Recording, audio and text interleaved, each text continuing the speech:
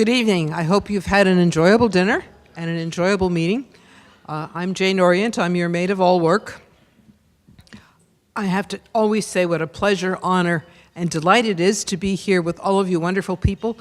AAPS has been called the point of the spear that's fighting for freedom in medicine. Since we're coming up on our 75th anniversary, I thought I would share with you a little bit of combined history and news. I think you've heard the saying that there's nothing new under the sun, and that the more things change, the more they stay the same. So I'd like to read to you a few items from the AAPS newsletter of June 8th, 1948. This is volume 2, number 4. And members of AAPS were quizzing all of the candidates for president and asking them 3 questions. I can see them here. First,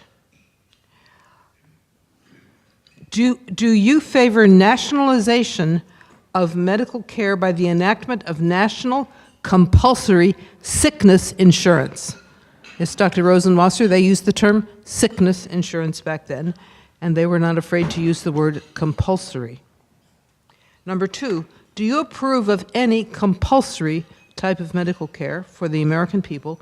And 3, if compulsory sickness insurance legislation were enacted, would you strongly support the constitutional right of individual physicians or groups of individual physicians to refuse to participate? Governor Dewey was the first to reply, and his answers were no, no, yes. Senator Taft said no, no, but on the third, I can't really give a definite answer. It would depend on contingencies and so on. Most of the other candidates did not answer the question. We're still asking the same questions today, although usually AAPS sticks to question number 3, directed toward the patient instead of toward the physician. And I've asked a number of candidates, including some physician candidates, do you believe that the American people have the right to use their own money to purchase the medical care of their choice, life-saving medical care? Because many Americans don't really think about this. They think it's unimaginable. And the candidates who have the more left-wing persuasion look a little puzzled. They think, this must be a trick question. Or they don't really know exactly how to answer it. I mean, it sounds like, of course you have that right, but maybe you don't, because after all, what do you think everybody in, nobody out means? And if we let some people who have money spend it for medical care, we might have the dreaded 2-tiered system. And of course, nobody ever ventures to suggest or question which tier is going to be the better one. Of course, it will be the private one. And many Americans do not realize that our Canadian neighbors have already lost the right to spend their own money to buy care outside the system, unless, of course, it's something like cosmetic surgery. And even worse, they don't realize that Americans who are on Medicare have lost that right as well. Lyndon Johnson, when Medicare was passed, he got rid of private insurance that seniors at that time, about half of them had and didn't want to lose it. But he said he talked the insurance companies into canceling all of the policies. They couldn't cancel individual policies, but they could cancel all of them, because he said, I want my system to be a success. Lyndon Johnson felt that it was his program, and I guess he was afraid of a little competition. At the time that the Clinton Healthcare Task Force was working away and Hillary Clinton wrote her law, the Health Security Act, it really did outlaw private medicine in the sense that it made it a crime for physicians to accept money for care that was given outside the constraints of the system. And a lot of people don't really recognize that. AAPS has been fighting this battle to preserve the practice of private medicine since we were founded in 1943. We were started because of the Wagner-Murray-Dingle Bill, which was the first attempt to introduce socialized medicine, which means compulsory national health insurance in the United States. Then, because of this Medicare problem, that seniors were denying the right to buy their own medical care outside the system, our president, Lois Copeland, at that time, along with 5 of her patients, sued the government to try to establish the right for them to opt out of the system on a case-by-case basis so that the patients could buy medical care. Or maybe they wanted another flu shot that the doctor couldn't afford to give them because the prices were too low. Maybe they wanted some additional test or some additional type of procedure that wasn't available under Medicare, and they were willing to pay out of pocket for it. And the question was, could the doctor take their money on services for which no claim was filed? A lot of doctors were very afraid to do this because of all of the communications they were getting from medical care carriers that suggested that it was a crime to take money for services that were supposedly covered under Medicare, but were in essence not available because the doctor wasn't allowed to charge as much. This went to the district court in New Jersey, and the case was dismissed because Judge Nicholas Politan said, well, there's nothing in the law and nothing in the official regulations issued by the Secretary of HHS that says doctors can't do what they want to do. So the case was gone. There was no legal right of the government to prevent this, but doctors were so intimidated by the threats that they were getting from the Medicare carriers that they didn't do that. So we decided that we needed a legislative solution. And AAPS has succeeded at this one case of getting a law enacted. We don't brag about it very much because we saw what happened to it when it went through the legislative process. This started out to be a law that would assure that Medicare beneficiaries had the right to opt out of the system and privately contract on a case-by-case basis for services for which no Medicare claim would be filed.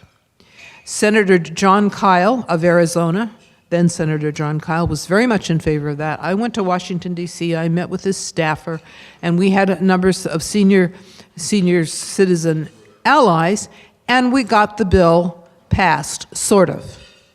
The Democrats were really, really opposed to this. They really didn't like the thought that people who had money might be allowed to spend it in order to better their own situation. So it got changed in the sausage factory into being the Medicare opt-out provision, so it made it on an all-or-nothing basis, that if you wanted the right to privately contract with your patients, you had to contract with them for 2 years, that you would forego, they would forego all Medicare benefits. You could no longer say, as a non-participating physician, here's your HCFA form, here's your super bill, you send it to the government, you file it, and they'll send you a check, maybe, if they find it's, if they feel like it. And so a lot of doctors felt this was really a betrayal. This was really terrible, that now it had to be all or nothing. Well, right now, a lot of doctors are taking advantage of the escape hatch, and we're very glad that it exists, at least that's something. More and more doctors are doing it. It really does get HHS a little bit afraid that maybe a critical mass of doctors will do this. This is one of the most popular pages on our website, are detailed instructions on how to opt out of Medicare, and we are the leading source of information on this procedure. So you can say we did succeed in getting a law passed, and we learned a lot about the process, which has made some of us really very cynical. So what is happening now is that the right to get out of a government, a single-payer system is really an issue that has basic constitutional significance. In the documents of the Clinton Healthcare Task Force, which were made available to the public as a consequence of AAPS versus Clinton, they couldn't keep them a secret. We found out what these people were plotting and scheming behind the scenes.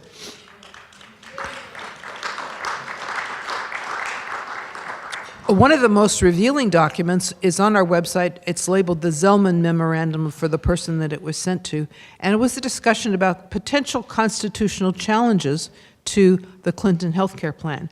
And the key questions seem to be, well, what if a patient wants to spend his own money, his after-tax dollars? Would it be constitutional to forbid him to do that?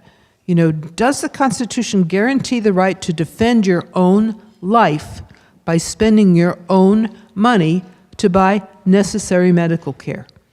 And they suggested, well, this might be a constitutional problem. And in fact, this did come to a challenge in the court after the Balanced Budget Act of 1997 was passed with this limited opt-out provision. By the way, don't you feel good about it? We have a problem. We passed a law, and now we have a law called the Balanced Budget Act of 1997. So I guess that takes care of our fiscal problem. But this was brought to court by United Seniors Association, who sued the government for their right to privately contract for medical services outside of Medicare, even if their doctor had not totally opted out.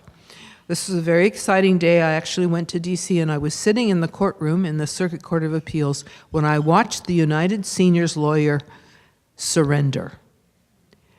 He allowed that, well, all we want really is the right to get an extra unnecessary MRI scan of the knee, or maybe an extra unnecessary cosmetic surgery or something like that. It's just the little luxury items, the unnecessary items that we want to have the right to buy.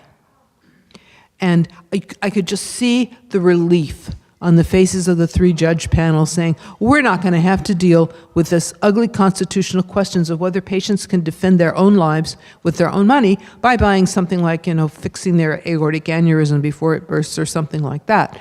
Because, that would be competing with the supposedly covered benefits under Medicare. And then HHS says, well, we will write regulations assuring that seniors have the right to get that extra MRI scan or whatever. Whether they ever wrote the regulations or not, I don't know. I don't think they actually did. But the case was over. It was surrendered. It was compromised by people who should have been on our side. I think that APS back then had a habit of using somewhat plainer language than we use today. They said things like the aroma of compulsion. And the committee that was meeting in Congress gave a stamp of approval on voluntary plans with no mention of compulsion if the proponents of political medicine enjoyed a fair-haired reputation of straight dealing with the American medical profession. But, the profession was carrying scars of battles suffered when, on other occasions, it had blindly trusted the bureaucratic schemers. Right here in AAPS News. And because physicians have learned the bitter lesson that it is vitally necessary to keep a nasty, suspicious mind when confronted by apparently innocent proposals and compromises presented by the schemers. Well, I'm not sure that the AMA and some of our other representatives have learned that part. Another interesting feature in this newsletter was the report on the very first opinion poll that AAPS did of its members, just to find out what they thought. And they asked about whether the members were in favor of legislation that would forbid rebates or kickbacks. And some members objected to asking this question because they felt that it diverted attention and resources from the main mission of AAPS back then, which was to get physicians organized for non-participation. This was the policy of AAPS, and we said what the British physicians did and why they lost in their struggle against the National Health Service was they did not organize soon enough for non-participation. As people have pointed out, the basic end game of protection against tyranny and abuse and mistreatment that goes back in human history to the time when we were just little tribal groups of hunter-gatherers was the right to leave. If people were mistreating you, you could leave and move on and go someplace else. The right to exit, the right to not participate, the right to quit a job. If you don't have the right to quit a job, then you can be subjected to all kinds of abuse. I guess that's the definition of a slave, isn't it? They own you. You can't leave. Well, a member of AAPS, the late Frank Rogers and others, were instrumental in organizing a special meeting of the House of Delegates of the AMA in 1965 to promote non-participation by physicians in the Medicare program. Well, the meeting came about, and it looked as though a resolution to support non-participation might have passed. But the hierarchy saw to it by their various machinations that it didn't, and at the same time, they changed the rules to make it impossible for anybody to ever call a special session of the House of Delegates again. So I think organized medicine surrendered. It compromised. In fact, it was the AMA who proposed getting Part B, which paid the doctors, as part of the Medicare program. Now, we understand that these days patients have become so addicted to insurance, which they mistake for medical care, and they see it as the solution to the problem rather than third-party payment as being the cause of the problem. So it's very difficult for people to non-participate. We have many heroes in this room who are doing it, even in fields like ophthalmology where it ought to be difficult. Some of our members, like Jane Hughes, have suggested you could at least take the first step to become a non-participating physician, which gives you the right to opt out any time, as Dr. Huntoon had presented today. But I think it's incumbent on all of us to fight for this is the last-ditch defense of our freedom, the right to quit. If you can't quit yourself right now, you can support AAPS. If you can't do a lot, you can do a little bit. And all of us need to fight to preserve this wedge of freedom, which I think that if the free market is allowed to survive, that it will thrive and prosper. And I think that these bureaucratic schemers who are after control don't believe them when they care about compassion or about patients being able to get medical care. They don't. All they want is control. It is our job. It is our mission. It is our responsibility to preserve the flame of freedom in medicine, and which is essential to the flame of freedom in the United States. So thank you all for being here. Thank all of you warriors for all that you're doing.